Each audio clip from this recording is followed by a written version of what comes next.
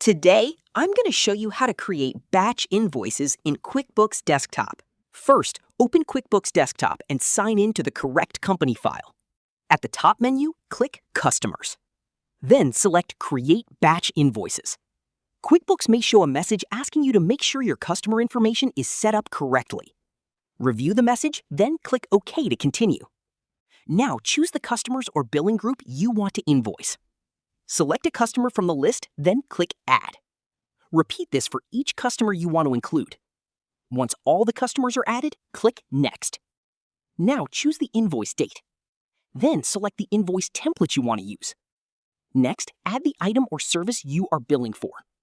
Choose the item from your item list or add a new item if needed. Enter the description, quantity, rate, and amount. QuickBooks will apply the same invoice details to each customer in the batch. If needed, add a customer message. You can choose an existing message or create a new one. Once everything looks correct, click Next. QuickBooks will show a summary of the invoices that will be created. Review the customer names, invoice date, items, amounts, and tax details. If everything is correct, click Create Invoices. After the invoices are created, you can print or email them if needed.